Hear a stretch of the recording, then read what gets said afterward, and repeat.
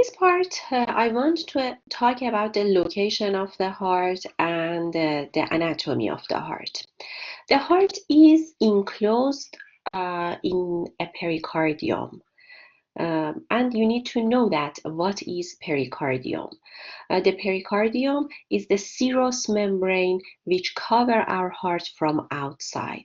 And we have two layers of pericardium. One layer is a visceral layer, which is attached to the heart, and the other layer is parietal layer, and it's located outside. And this pericardium is in the thoracic cavity. Here I want to draw a picture for you. Let me imagine that this is your thoracic cavity. In your thoracic cavity, we have two cavities here. We call them pleural cavities, and these two cavities are the location of our lungs. So the whole structure is the thoracic cavity, and inside the thoracic cavity you have two pleural cavities, and these two pleural cavities are the location of your right and left lung. And between these two pleural cavities you have the other cavity here, which we call it mediastinum. This blue line shows you the location of mediastinum. And in the inferior part of our mediastinum, we have the other cavity, we call it pericardial cavity, and this pericardial cavity or pericardium is the location of our heart. So, if you want to talk scientifically about the location of the heart, you can say like this. The heart is located in the pericardial cavity. The pericardial cavity is in the inferior part of our mediastinum, and the mediastinum is located between two pleural cavities in our thoracic cavity. As you see in this picture, the right side of our heart is located anterior, and the left side is located a little posterior. We have two major parts for our heart. One part of the heart is located superior, and we call it base of the heart. And the other part of our heart is called apex. It's located inferior, and it's conical in its shape. It's tapered in its shape. And because the apex of the heart is toward the left side of our body, we can hear the sound of the heart in the left side better than the right side. In this picture, you can see the thoracic cavity. This is the thoracic cavity. In our thoracic cavity, you have right pleural and left pleural cavity, and you can see the lungs in the right and left pleural cavity. Between these two pleural cavity, you can see the mediastinum, and in the inferior part of mediastinum, you have pericardial cavity. And in the pericardial cavity, we have our heart. As I told you, our heart has one base. The base is located superior and anterior, and we have the tapered part, which we call it apex. It's located inferior and a little posterior. If you check this picture, you can see that your heart is located between second intercostal space to the fifth intercostal space. The size of our heart is very similar to our closed fist. The heart wall varies in its thickness. The ventricles have thicker wall, and the atria has thinner wall. Our left ventricle has the thickest wall in our heart. And it's due to systemic circulation. You know that your left side should pump and send the blood to the aorta. So in this part, we need very thick and a strong muscle to help the blood distribute in all parts of our body. But the right ventricle is thinner in its wall because it wants to send the blood to our lungs, and the lungs are located in the same level of the heart, so it doesn't need that much muscle. And we have three layers in the wall of our heart. One of them is called epicardium. Epicardium is the last layer. One of them is called myocardium, which is the muscle of our heart, and the other one is called endocardium. And in the next picture, I will show you all of these parts. Here you can see from inside to outside. Let me write it for you. So here you have inside the heart, and here you have out. From inside to outside, first we have endocardium, then we have myocardium, and after that we have epicardium. Our endocardium, or the inner layer, has two parts. The first part is the simple squamous endothelium. Pay attention. From now, instead of simple squamous epithelium, you need to use a term which we call it endothelium. So endothelium is the simple squamous epithelium. And beneath endothelium, we have loose or areolar connective tissue. This connective tissue is called subendothelial connective tissue. Let me write it here for you. Subendothelial connective tissue. In this subendothelial connective tissue, we have collagen fibers, elastic fibers, and in the deepest part of this subendothelial connective tissue, we have a specific type of cells which we call them Purkinje cells, and they are very important for transmitting of electrical impulses in our heart. The next part of our heart, the next layer of our heart is called myocardium. The myocardium is composed of cardiac muscles, and I will show you the characteristic of cardiac muscles later. And the last layer, the layer, is called epicardium. In the epicardium, or the other name of epicardium, is visceral layer of our serous pericardium, which attached to the wall of the heart. We have the areolar connective tissue and adipose connective tissue first, and the outermost layer is called simple squamous epithelium. This simple squamous epithelium can cover the heart from outside. So we have epicardium, or visceral layer of serous membrane. This is the outermost layer of the heart wall. We have simple squamous epithelium and the areolar connective tissue, which is located beneath the simple squamous epithelium. Then we have myocardium. This is the middle layer of our heart wall and the thickest layer. Cardiac muscle tissue can go to contraction, and by this contraction they can pump blood to all parts of our body. And we have endocardium, the innermost layer inside the and you need to know that the endocardium can line all of the cavities for us, can cover all of the valves for us. And the simple squamous epithelium, I told you that we call it endothelium, is located first, and then we have areolar connective tissue or subendothelial connective tissue. This endothelium continue with the endothelium of the blood vessels which originate from our heart.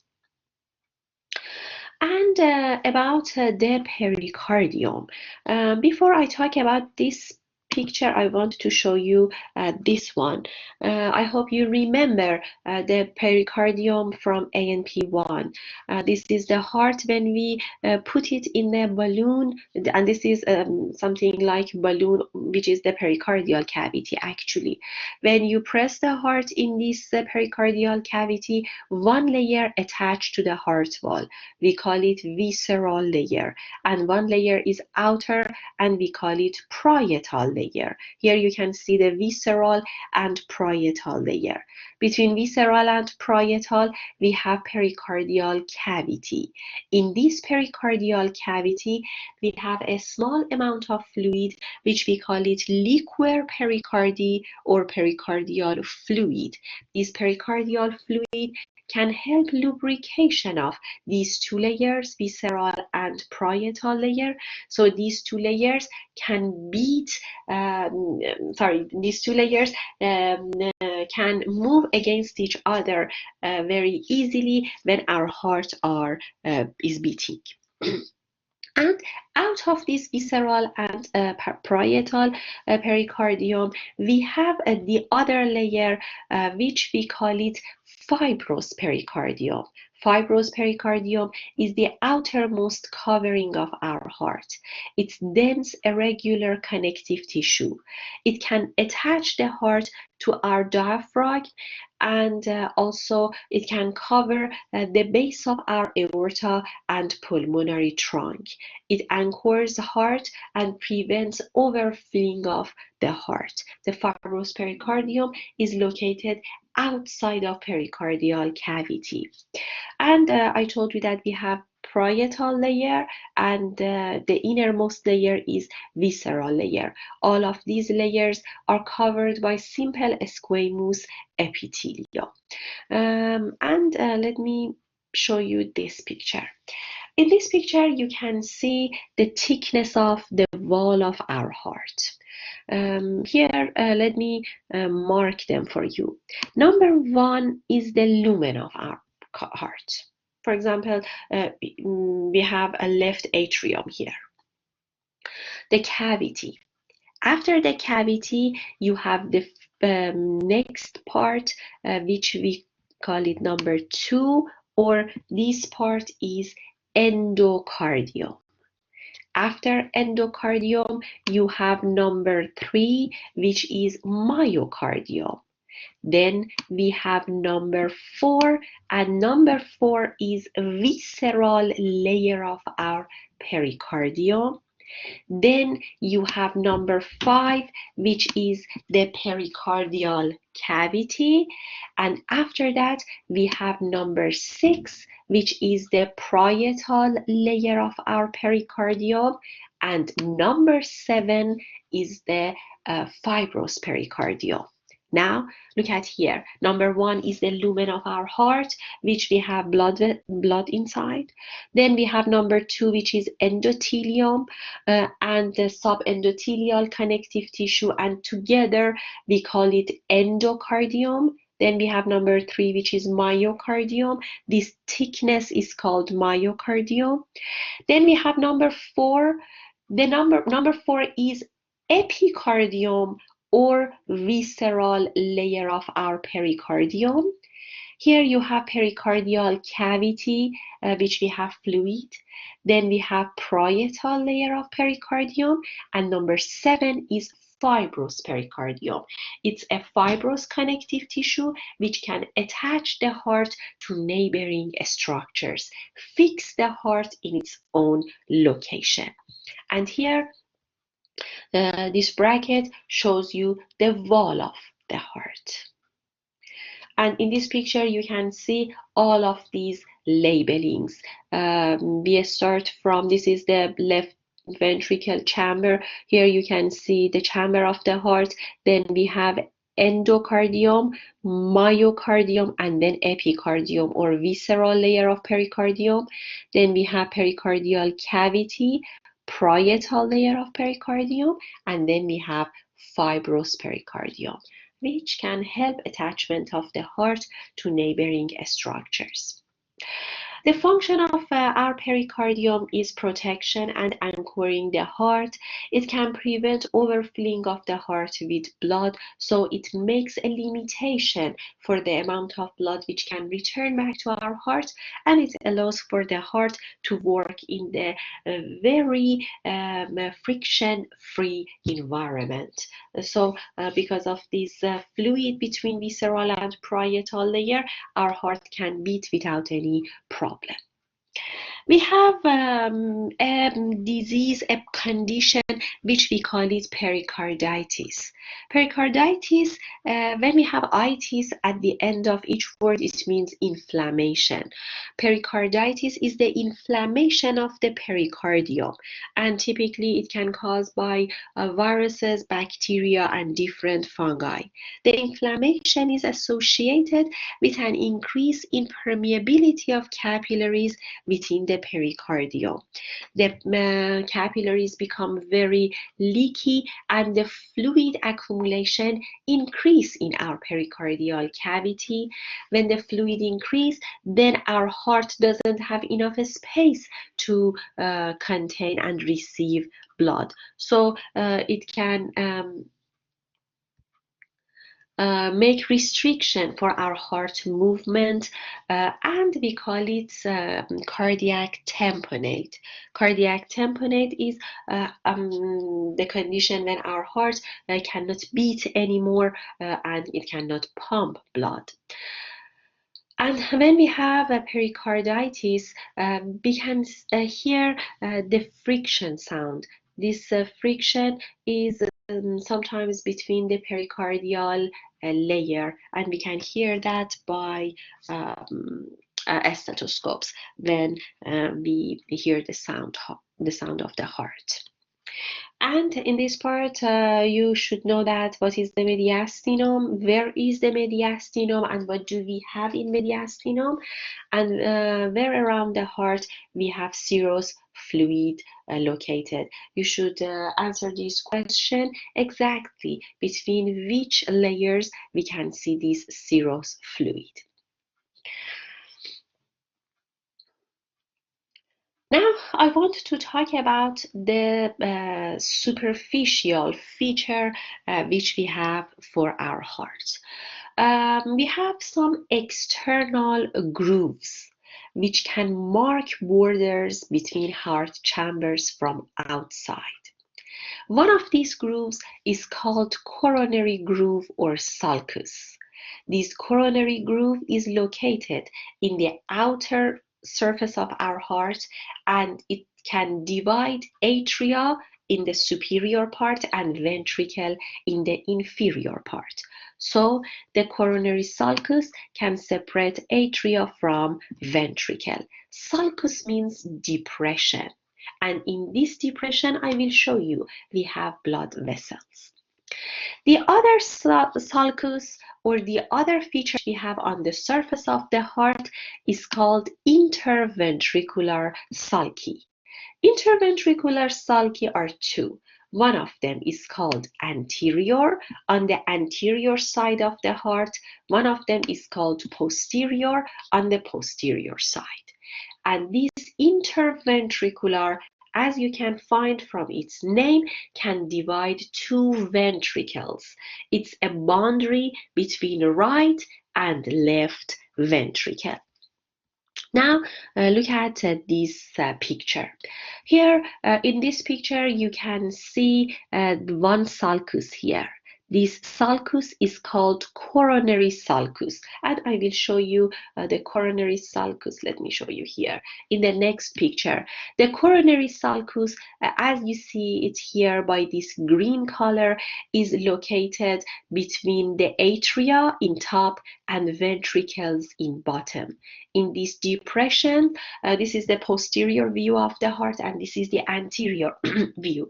And in this depression, we have blood vessels, and these blood vessels are covered by adipose tissue, as you see here, for protection. So this is the coronary sulcus, and here you can see interventricular sulci. This is the anterior interventricular sulcus, which is located between right ventricle and left ventricle. This is the anterior view of the heart. And here you can see posterior interventricular sulcus, which is located between, again, right and left ventricle in the posterior view. Again, in all of these sulci, coronary and interventricular, we have blood vessels which are covered by fat or adipose tissue. Now, about each part of our heart. First, I want to talk about right atrium and right ventricle.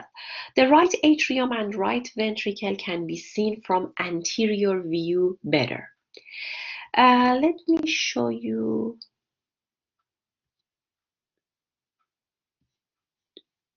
In this, I don't have the anterior view of the heart. Sorry, I don't have the anterior view in these pictures. This is the anterior view of our heart. In the anterior view of the heart, you can see the right atrium completely, the left and the right ventricle completely. And you have a small part of left atrium and also the left ventricle. You can see the pulmonary trunk very completely in the right side of, in the anterior side of our heart. Pay attention. We have two sac-like structures, this one and this one, which are attached to right and left ventricle. We call them right and left auricle. They are small sacs which are suspended from right and left ventricle. And in the anterior view of the heart, you can see this right and left auricle completely, but you don't have them in the posterior view. As you see in this picture, in the posterior view, we have more veins. Do you remember? Inferior vena cava, superior vena cava, and pulmonary veins. So the veins are more visible in the posterior side, but the arteries like pulmonary trunk and aorta are more visible in the anterior side. In the lab, I will talk about them more for you. First, you need to identify the surface, anterior and posterior surface, and then you can find different structures. So I talked about the anterior and posterior view for you. And here you can see the posterior view of the heart. In the posterior view, you have superior vena cava, you have inferior vena cava, and these are the pulmonary veins. You cannot see any suspended sac to the atria here in this view. You have the coronary sulcus, which divide the upper and lower part of your heart, and you see that in this sulcus we have blood vessels, and the other sulcus which you can see is this one, which is the posterior interventricular sulcus. We have 4 sounds for our hearts, but 2 of them we can hear 2 of them very completely. Loop, dop are the first and second sound of the heart, and I told you that the closure of AV valve can make loop sound or S1, and the closure of semilunar valves can make S2 or dop sound. And we have the other minor sound, which are S3 and S4, and we cannot hear them by stethoscope, but they are clinically important for the cardiologist. And each of these valves should work properly. When the valves have problem, sometimes they cannot completely close, and sometimes they cannot open completely. We can hear the turbulence of blood when they pass from these valves. We call it heart murmur. So the heart murmur is abnormal heart sound. It's a result of turbulence of blood passing through the heart. And some of them are medically very important. And we have two types. I told you that sometimes we have valvular insufficiency. It means that they cannot close completely. And sometimes we have valvular stenosis. It means that they are very tight and they cannot open completely. And this sound or heart murmur can only be detected by a stethoscope. We cannot use EKGs or electrocardiogram to identify them. So here you can see the reasons of the heart murmur, vulvar insufficiency and vulvar stenosis. And don't forget to check your PowerPoint about them. Now I want to talk about the internal part of our heart. In the internal part of our heart, we have two atria in top, two ventricles in bottom, and our right and left atrium are separated from each other by interatrial septum. This septum is located between two atria. And our left and right ventricle are separated from each other by interventricular septum. And now I want to talk about internal anatomy of each chambers of our heart. I will talk about all of these terms in this picture. The first part which I want to talk about is the right atrium. Here you can see the right atrium. In the right atrium, we have a soft surface, as you see in this picture. And then in the other pictures, I will show you the auricles, that suspended sac, and those auricles are not smooth inside. In the right atrium, you have one opening for superior vena cava, one opening for inferior vena cava, and one very small opening, which we call it opening of coronary sinus. This opening of coronary sinus can bring deoxygenated blood of wall of the heart. I will talk about it later for you, to the right atrium. And the other part which we have in this, the other feature which you can see here, is this oval structure. This oval structure is called fossa ovalis, and the fossa ovalis is located in the interatrial septum. This is interatrial septum between right atrium and left atrium. And in the middle of interatrial septum, you can see fossa ovalis. It occupies the former location of the fetal foramen ovale. In the fetus, we have a foramen here. We have a gap between right and left ventricle. Right and left atrium. And the blood can easily pass through right atrium to the left atrium, because at that time the lungs are inactive. We don't have breathing of the fetus. But immediately after birth, this foramen become closed.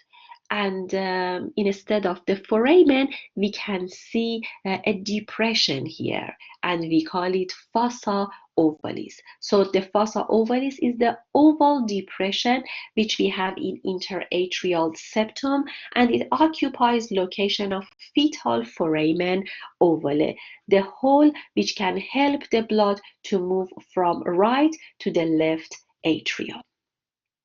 So these are the features which we have in the right atrium. And all of the informations are here for you.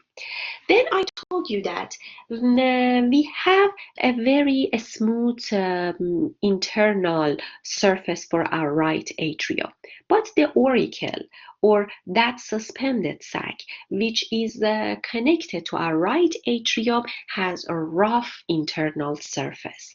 You can see parallel muscle fibers, and these parallel muscle ridges or fibers are called pectinate muscle, and you can see them in the auricles. So here you can see the pectinate muscles.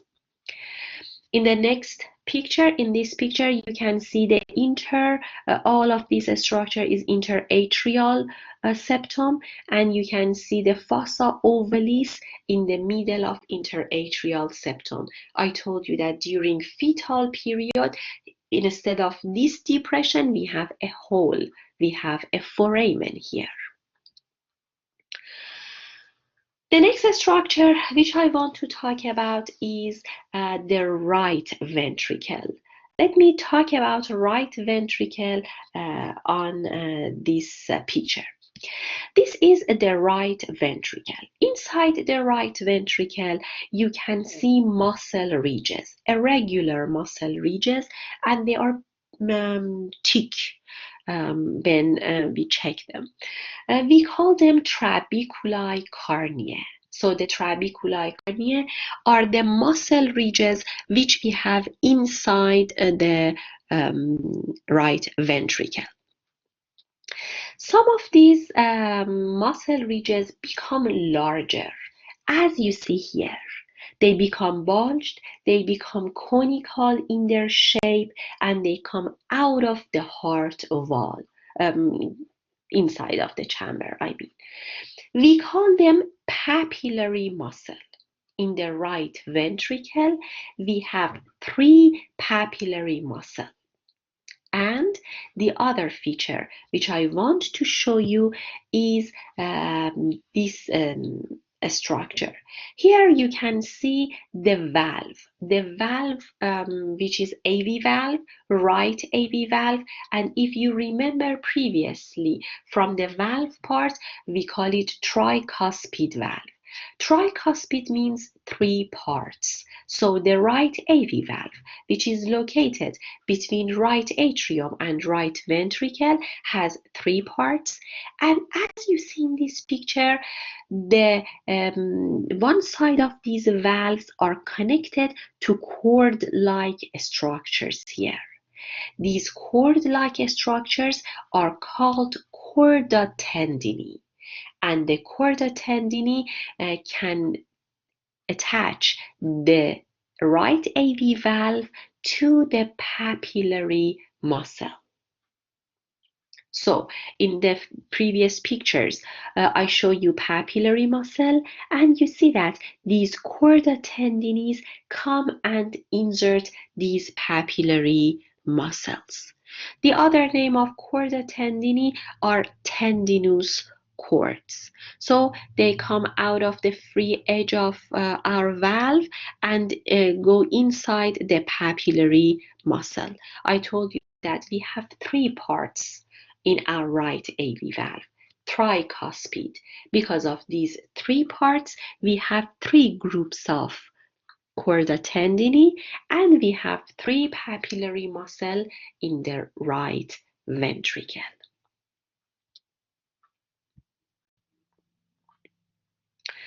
The next chamber of the heart is the left atrium. The left atrium is very similar to right atrium. Inside the atrium is very smooth, but the auricle, or that blind sac composed of pectinate muscle. You can see the interatrial septum here, and in the interatrial septum you can find fossa ovalis, which is the remnant of foramen ovale. And in this atrium we have entrance of pulmonary vein, and we have 2 pulmonary vein in right side of left ventricle, and 2 pulmonary vein in the left side of left left atrium. We have 4 pulmonary veins, 2 of them from left side, 2 of them from right side, come to the left atrium. And here, let me show you. Here you can see the opening. This opening is the opening between left atrium and left ventricle, and it's protected by left AV valve or bicuspid valve or mitral valve. And in the left ventricle, as you know from the right ventricle, we have trabeculae cornea inside. These muscle ridges are trabeculae in cornea. We have 2 papillary muscle here, and we have 2 groups of chordae tendineae which come to our papillary muscle because we have 2 cusps for this valve. And you need to know that the wall of our left ventricle is 3 times thicker than the wall of right ventricle. And here you can see the location of our heart in the mediastinum.